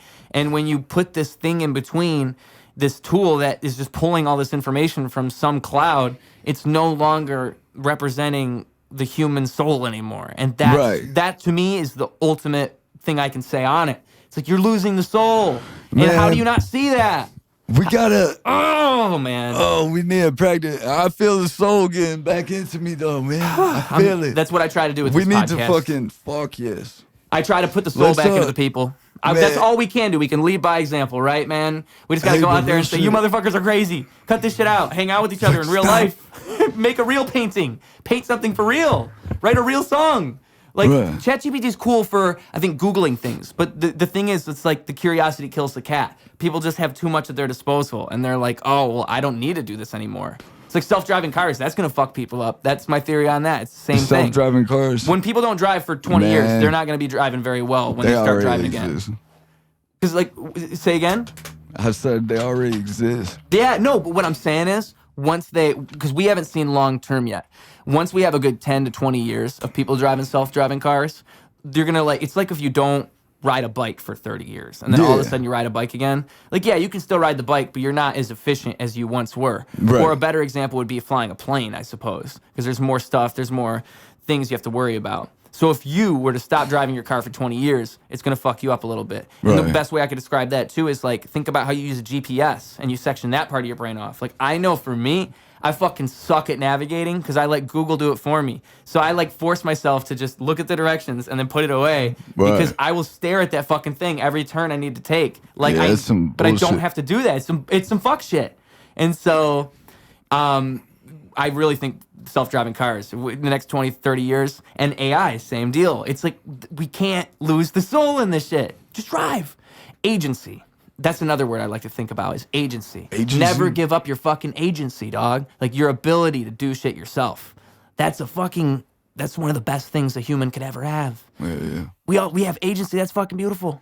Like, when you just walk around and you get to pick what you're gonna do, that is dope as fuck. That alone is cool. Not everybody has that. Yeah. So why would you give that up? People drive me crazy, man. And that's why I'm worried about this future. People are wild. People are really crazy out there.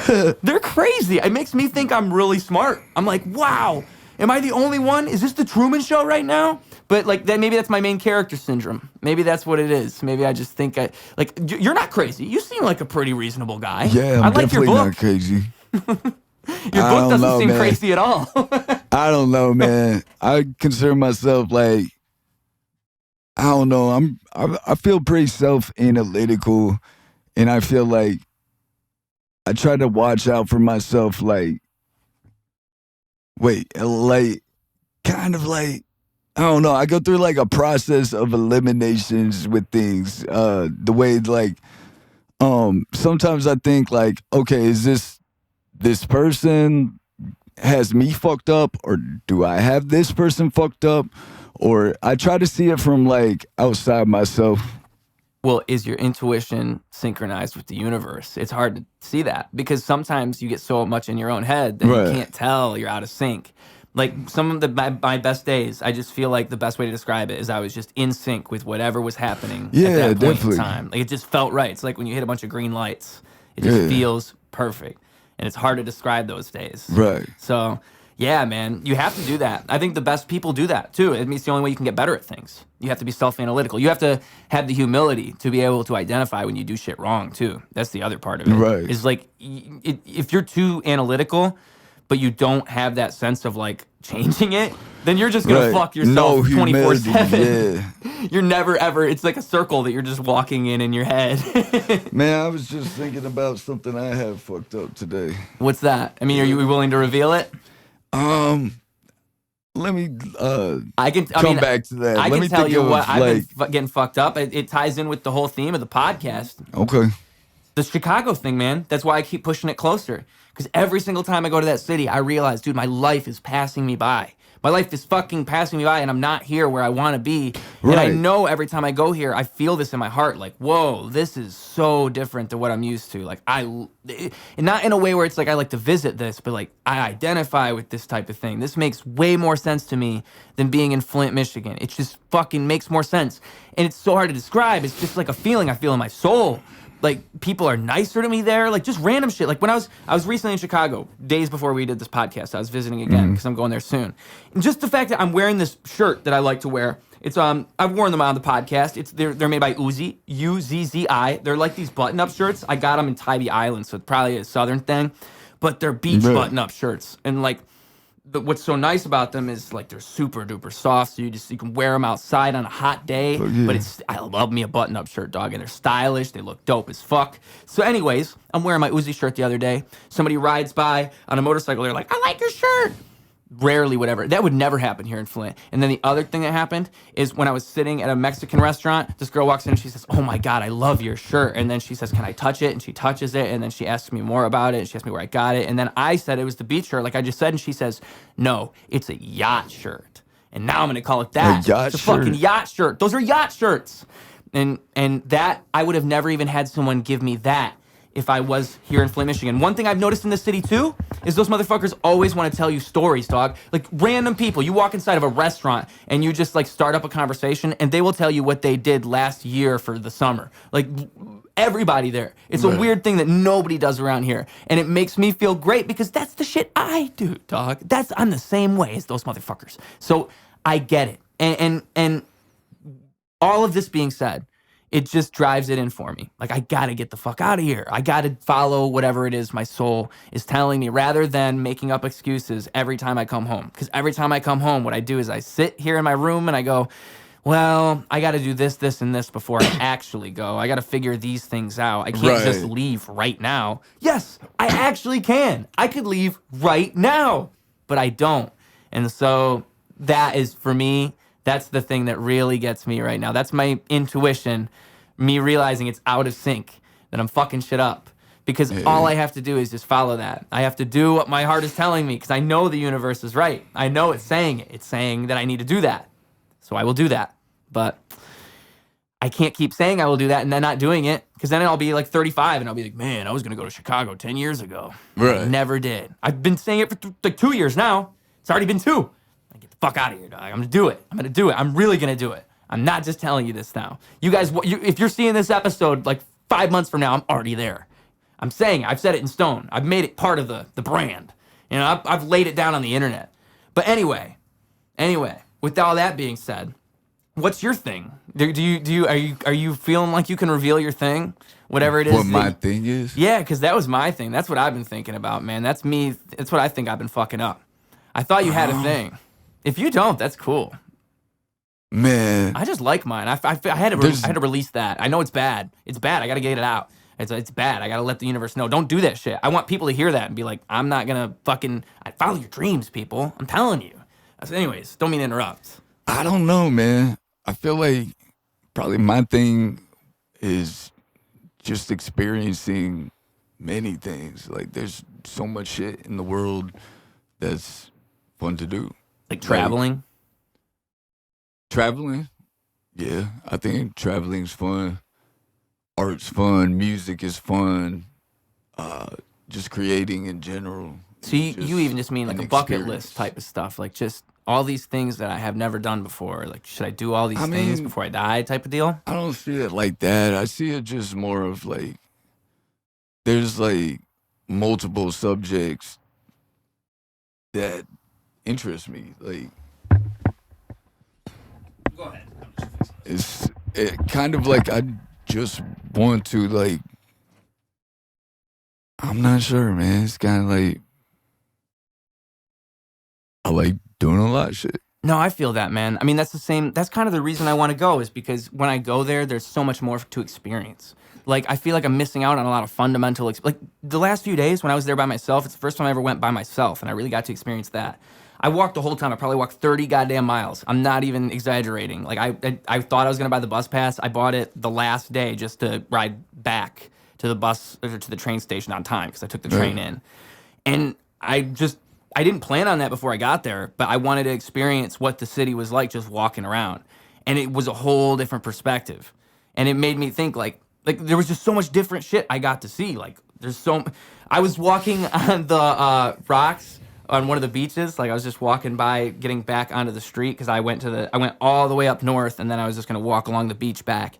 And I walked past these guys that were walking along the rocks, and I don't know, they might have been teenagers, and this one guy says, "Hey, you want to buy any weed, dude?" It's like, "Nah, I'm good, dog, thanks." Yeah. And then he just like keeps on going, and that was about it. And then I keep on going, and that was just a fun little thing that would only happen. He had the Cheech and Chong voice. Like that alone is a little story right there that I don't get to have around here. I don't get to experience that. The other thing was when I was walking, this is a big one because this was wild for me. There was a bunch of raccoons that were just walking around like along the trail there, like right by the lakefront, but they were along a trail. And like a bunch of raccoons, like probably like 5 or 10, and they were just kind of popping up and walking around like all like cats that were hungry. And this one guy walked up with this wild hat, and he was talking to me about how he fed them and how he didn't have any, like they didn't have any food for him that day, and how he saw that one of them had a different tail, so it must have been a new one. Like he was familiar with these motherfuckers, and he must have fed them all the time. Like that was where he walked every day. And I didn't have any, I didn't want to pet them because I didn't want anything crazy to happen, but I held my hand out and like they put their nose up to it and tapped my hand, and they were super friendly. I got some pictures. That shit would never happen around here just because those animals would never act like that. And it's just a little story. Like there's these friendly little raccoons that just chill there. Like that's their life, dog. That's what those raccoons do. They just hang out like cats waiting for food. It's wild. And what was so funny about it is so many people would, every time they would see them, they'd stop and look at them like they were going to bite them or something, like it was a rodent. But they were just friendly little raccoons. I thought it was adorable. Oh my gosh, I couldn't get over it. Ugh. So I got to get the fuck out of here because I'm not having those fundamental life experiences when I'm here. And I can't even have those. Families of raccoons? Families of raccoons just chilling, hanging out, friendly, waiting for some people to come up and feed them. Just hanging out. They would let you pet them because that's what I said to the guy. I said, I want to pet them. And he said, oh, if you had food, they probably would let you. So, yeah. It's wild. Just stuff like that really boggles my noggin because it makes me realize how narrow my perspective of the world is. Just like I wouldn't even imagine those things. I have to experience them to see that it happens. That's why you got to experience shit in real life. One thing I think would be cool, a cool trade to learn, archery. That'd be cool. I imagine that's harder than you would think to just shoot a bow. Oh man, like those fucking bows and shit they got nowadays. I wouldn't want to be fucking with it because all that tension. Oh, they got high-tech bows? I don't know anything. No, I mean, I don't know, man. They probably make them better than they ever have. Right. I don't know. I have no idea, dude. Yeah, I wouldn't call myself any type of bow and arrow expert. You're not a bowman yourself? Nope. No. Arrowmen? I wonder what they call those guys. Robin Hoods? Oh, like archery? Archery. Yeah, archers. There it is. Archers. But archery is a cool thing. I mean, one trade that interests me too, just the levels to it that I can't even imagine, is bowling. Like, I know it's silly, but just like if you think about it, like bowling, when I think about what a bowling coach would say to a guy when he comes back to the corner, like it's nothing like what a boxing coach would say. Like, what the fuck is a bowling coach gonna say? Like, yo, you're turning your wrist too much to the right. Like, you need to loosen up a little bit. Like, your spine is a little too tight. You need to go 10 degrees back to the left. Like, he's probably, how specific can a fucking bowling coach be to help you? All you're doing is shooting strikes. That's all you're trying to do. So, yeah, trades are wild. Bowling's a wild one. Darts. Bowling, darts, archery, those are all so specific. How do you get better at those things? How the fuck? Like, how do you refine dart throwing? You gotta be really, really fucking good. And people do it drunk. That's the thing about darts. People are on dart teams. It's kind of like loosening up, I feel like. Have you ever thrown darts? I haven't really done it. Kind of like. Yeah? Like, whoo, I got it right. Kind of like, like keeping it kind of loose. Yeah. Like, I feel like, at least based on my own experience from throwing darts, if I, like, were to throw a dart, I have, like, less chance of, like, hitting the target I want to hit when I'm, like, tightened up. Like, yeah. Or have, No, I know exactly what you mean. It's probably like most sports. And then that's why, that's why white men can't jump. I think I got the funk in me, but I don't know if I got the streets in me. That's it. How do you feel about all this? I don't know, man. That's a lot. I know, I'm laying it all on you. Yeah, you're feeling a lot. I mean, man. You know what? I realized mid monologue that I really am just going all the way there. So I was just gonna keep rolling with it. I like it. But you know what? I mean, really, it's just, I don't know, man. What the fuck? I don't know what to say to This is a that. comedy podcast. I should say this. I always establish this. Ruse is a comedian. One day you'll see him on a stage. This is a comedy podcast. So that covers all the bases, right? Right. And we write books about fucking dogs around here. Come on, guys. Right. Come on. But Who's there judging ain't who? nothing funny about that. Nothing funny about that. There really isn't. Well, Though. there's got to be a way. There's got to be a way to make it. It was funny when you were a kid. You thought of it Right. as a bit at first. Maybe if it was a 10-page story, like if you kept it short and sweet, and it wasn't, and maybe if the whole thing was like just to be so ridiculously, outrageously fucked up that was what was funny about it. Like maybe if you went in that direction, like everything that happened was just so terrible that was the joke. Because there's a comedy bit that's like that you don't really hear anymore. It's about a family. I can't remember the name of it, but Oh. you know what I'm talking about? Are you talking about Aristocrats? Yes, that's it. The Aristocrats. And you never hear it anymore, but that was the whole bit. It's just as fucked up as you can be. That's the joke. Yeah, for real. They would definitely include fucking a dog in the Aristocrats. I guarantee you. It's just a cherry on top at that point. So Right. this is a comedy podcast, people. Kind of like, man, one of my favorite movies is Cabin Fever, right? Okay. Have you seen it? No. Um, How old is that movie? You know, year? Is it I recent want or to older? say 2002 it came out, 2003 maybe, something like that. And it's like, I love that movie because of it's a horror movie, and it has some like kind of out of place. Man, that movie's just like unexplained, like, I don't know, man. It's just an odd movie. It's like, but that's what made it unique.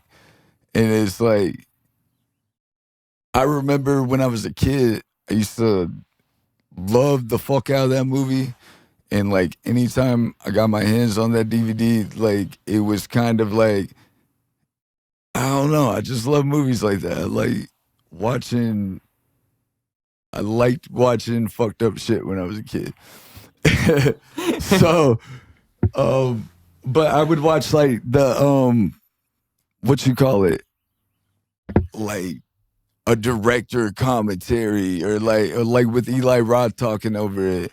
And there's like this one part where, like in this movie, all this fucked up shit keeps happening to this character, and it's like at the peak of the fuck shit, and he ends up like all his friends are dying around him. Everybody's getting this like skin eating shit. I think they like accidentally like, I don't know. It's not accident. They fuck up the Herman in that movie or the Hermit, and fucking just all this crazy shit. And then he ends up like speeding down the road and he's driving and getting away. And it's like the peak of all this, like just crescendoed up to this point. And then all of a sudden, like this deer comes through his windshield. And I remember Eli Roth saying like, like, I wanted to like include this in there, right? Like I was like running out of ideas, trying to keep it interesting, and he was like, I just want to throw this in here because I always wanted to like see that on the screen and shit. Like I've always wanted to see that, so I decided, fuck it, I'm gonna throw it in this.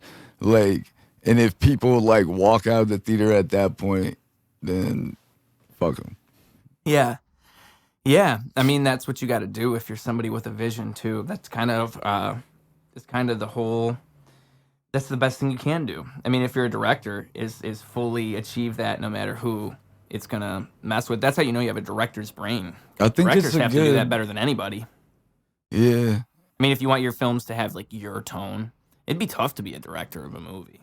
Or like, man, like editor, like, yeah, man, yeah, you so forget many... about that. Yeah, a lot of people do. I forget about that for sure. Because when you like watch the credits of a movie and you see all those names, like there's so many things that go into a fucking movie.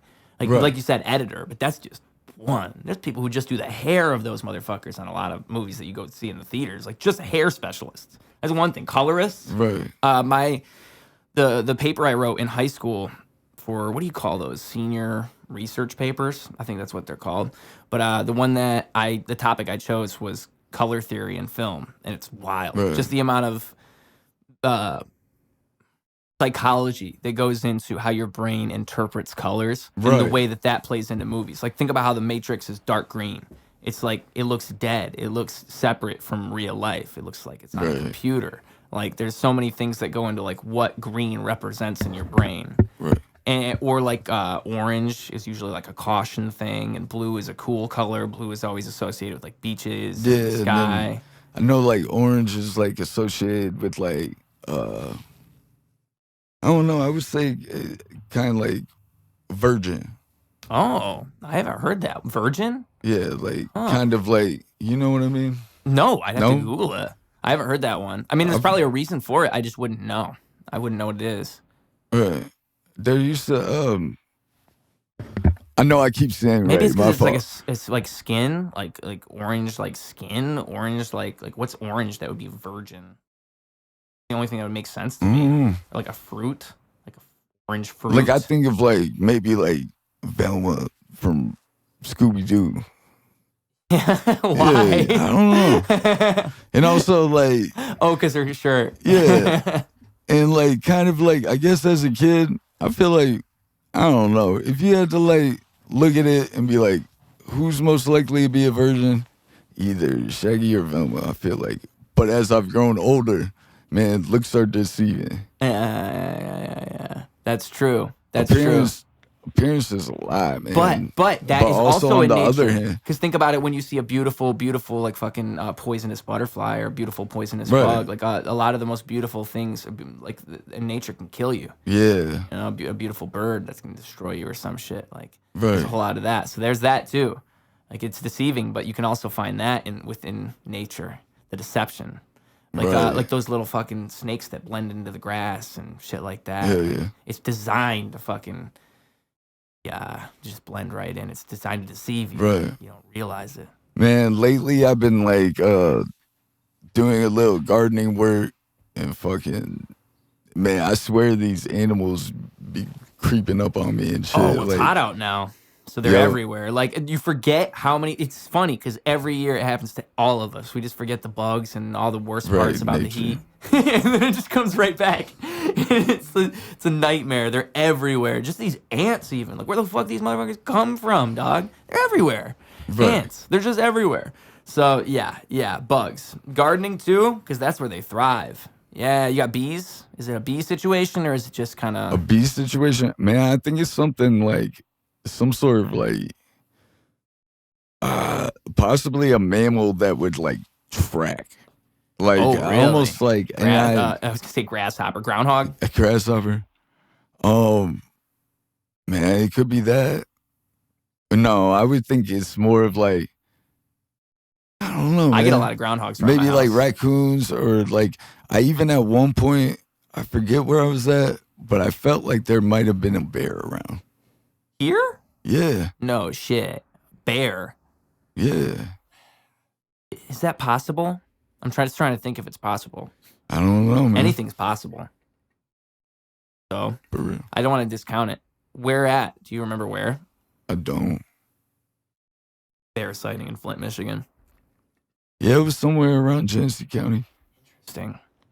I mean, I could see if it was in this general, like if it wasn't in Flint, but it was in the general area, because I guess there's some decent nature reserves, even Formar. Yeah, I wouldn't say like Flint City or nothing, but I would say like somewhere in the general area of like Genesee County, like Flint Township possibly, or any of the surrounding. Imagine like pulling up the Genesee Valley Mall, worried about something being stolen from your car, and then a bear walks up.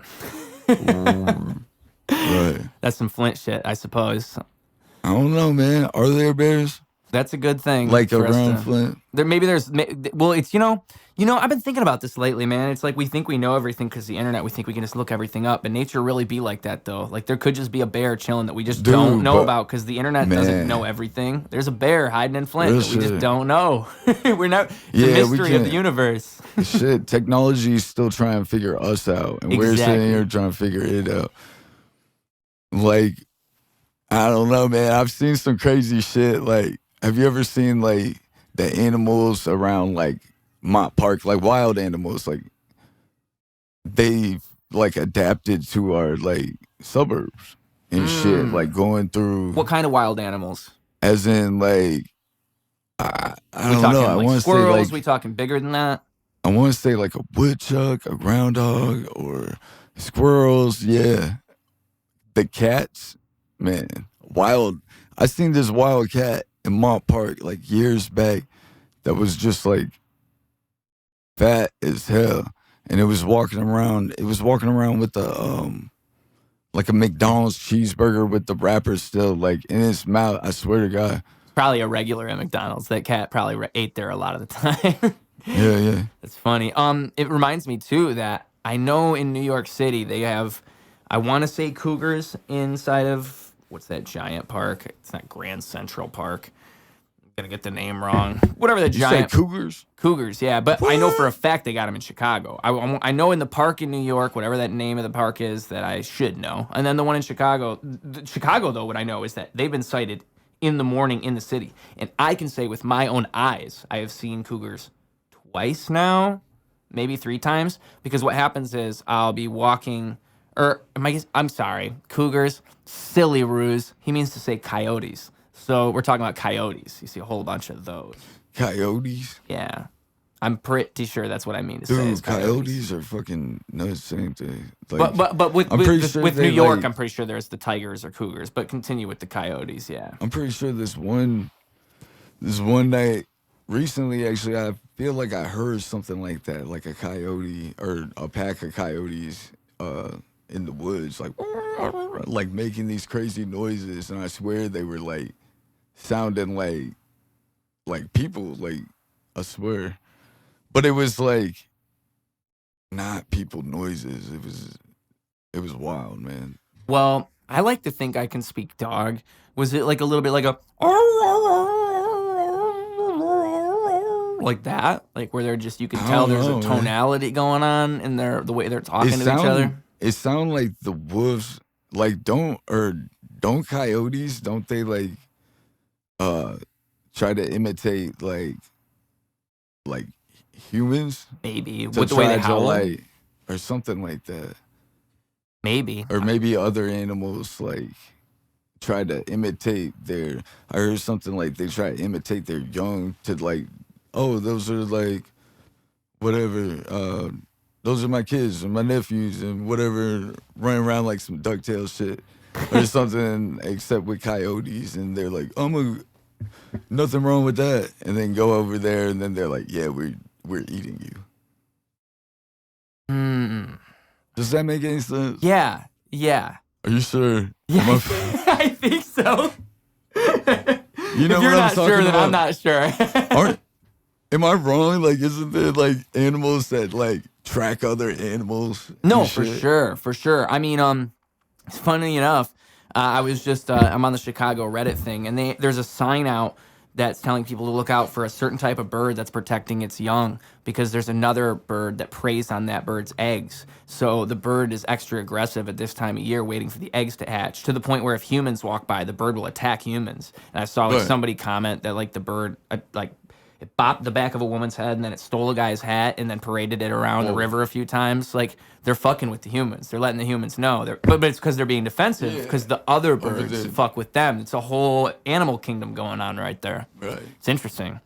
I mean, nature's still there, dog. Nature doesn't. That's the one truth of the universe is like nature and math. I guess there's two of them. Those ones you can't fuck with. They just exist. Right. They're the rules. Like I just saw a thing about geometry and how geometry, like I guess geometry would be math, and I guess nature kind of you could classify as math, but it's like those things, like you can't say they're not real, dog. You just can't. Like if you go in the woods and a bear fucks you up, that shit's real. You just can't say no. That's a little bit it's a little bit of that intuition, not being in sync. Yeah, I would never go in the woods by myself. I do not have the knowledge. Couldn't do it. I could not be a Supertramp. Alexander Supertramp, that's his name. If you're familiar with the folk. Couldn't be that guy. I wish I could. You're good at camping? You ever go camping like that? You think you could survive in the wilderness like who's that guy that drank his own pee? You know what I'm talking about? The guy who went in the wilderness. Oh, you're talking about the guy in the bus? Maybe. But anyway, the bus. Somebody drinking their own pee on a bus? Oh. I don't know. I would never. I would drink my own pee if it's been a few days and I was in the wilderness by myself and I had nothing else. I'm not gonna say I would never drink my own pee, but still, I wouldn't want to be there in that situation. Shout out Better Call Saul if y'all know what I'm talking about. If you're a fan of the show, there's a pee drinking situation in that show. Oh yeah, I'd heard something about that. Did you really? Yeah. That's an obscure thing for you to know. If you haven't seen the damn show, dude. No, not you know somebody drank pee? Wait, what? Wait, what are you saying about drinking pee? No, I'd heard something about it probably connects to that show. Okay. I've never seen Better Call Saul. Like I've never seen an episode of it, but I'm aware that it's kind of it kind of goes with Breaking Bad, right? Yeah. Prequel, right? And I'd heard from somebody that they had watched this like stand-up comedy of somebody talking about drinking their piss because they were like using meth, and I guess like drinking the piss gets you high or something. I see. So maybe it was the meth. That's the connection. Because meth is Breaking Bad. Drinking your piss because meth gets you high. I bet somebody would do that. But what happens? Bet somebody's doing that right now. What? It better not be me. Right? It could be. It could be somebody watching this. They were listening to this podcast going, what the fuck? And whom's pee? Yeah, better be yours. If you're ever drinking pee, I hope it's yours. I mean, let me just say that. Well, there's fetishes. But how? How could you want that? Shout out R. Kelly. Am I drinking piss? No. If that were piss, that'd be some clear piss. I'd be concerned if somebody was pissing that clear. That'd actually be impressive. I mean, you'd have to drink so much water. You'd have to be trying to pass a drug test for you to be pissing that clear. Have you ever drank? I did that one time when I was younger. I drank so much water that I felt bloated, and I thought I was gonna fail a drug test, and I did pass the drug test, but I drank so much water that week. I didn't know you could die from that. That is actually a way you can die, is drinking too much water. Drowning yourself. Yeah, but shout out me at 15. I think I should write a song about that. That's something I don't think most people get to experience, is overdosing on water. It's not a good feeling. It makes you feel like it's the first time in my life I think I ever felt fat, because I've been a skinny boy my whole life. But oh my God, like it was, you never had that much water in your stomach before. Trust me, people. It ain't right. That was also, shout out Breaking Bad, because I actually associate it with that. What happens? That's when I first discovered that show. But go ahead. Oh, what happened with what? The Better Call Saul. Better Call Saul?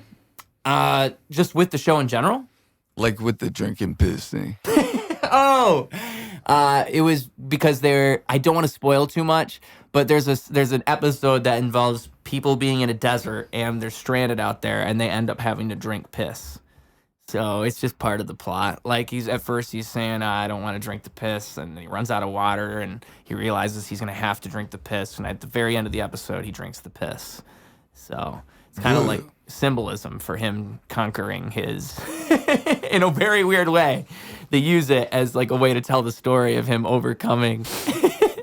I don't get it. Yeah, I mean, he drinks piss. He definitely drinks piss. It's a good show, man. I'm telling you. You'd get it if you saw the show. If there's any show I'd recommend to people, it's definitely Breaking Bad and Better Call Saul. Are there any shows that you've ever really gotten into? Are you a show guy? I don't really.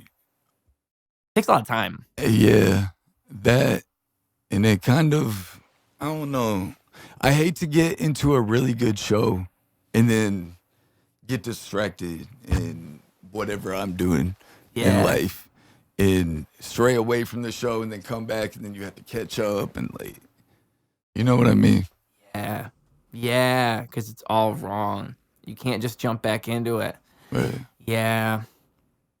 Man, that's why the best way to experience shows is when they're actually airing live and all that. Like, I don't like the way that streaming shit is now. And, like, it was cooler back in the day when you had to be around when shit came out. Now Yeah. everybody's just kind of like, they'll get into things 5 years later. It's just they'll binge it all in one weekend. Like, you can't properly experience the shit. Like, Right. shit's cool when you got to tune in at the right time. And yeah, man. Like, one thing that someone told me, I can't remember who it was, but they were talking about buying albums and how it was so cool to buy an album and take it home and just listen to it. And you don't get to experience that anymore. You just see something drop on a streaming service.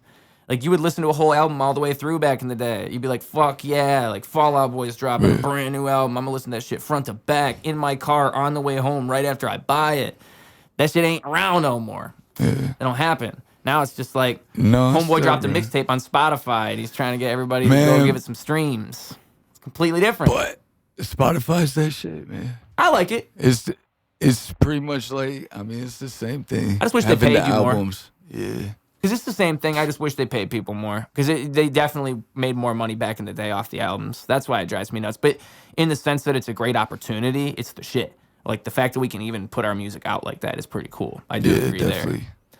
I mean, I guess that's a pretty good podcast, I think, right? That's a pretty good spot. Man. I think we talked about some good stuff. We got your whole book thing laid out. I really like that because, I mean, that's a piece of history that I am glad to staple into Ruse Radio because I'm going to read this book. I'm gonna shout you out. We could even, if you want to sponsor the podcast, we could sell some books on here. I'll say the critically acclaimed. But yeah, man, I'm just happy you brought it up. It's fun. It was good stuff. It was a great conversation, and I'm glad to. I feel like I learned a thing or two deep inside of this conversation. You got anything you want to give to the people so they can learn a thing or two, when they can take something with them?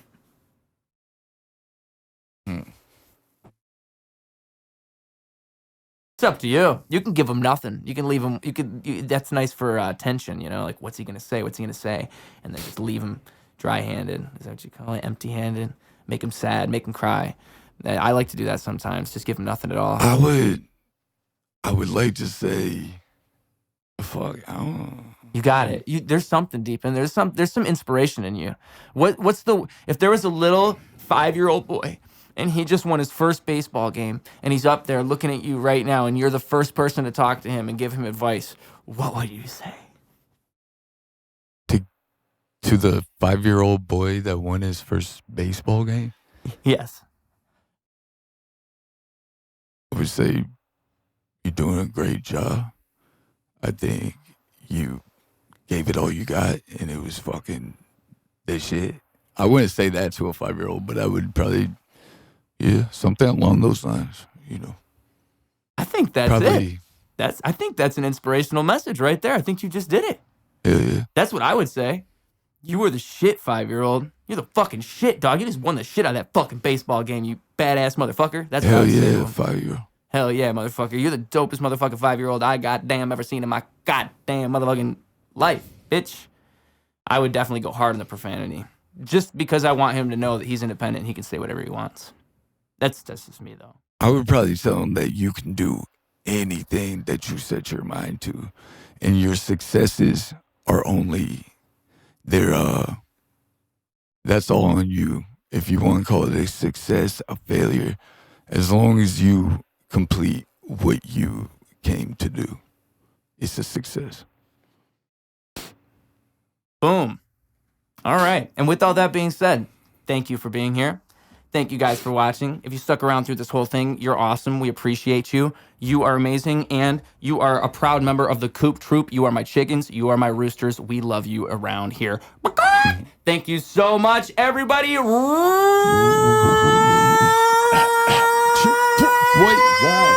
Radio, clocking out. Ain't nobody gonna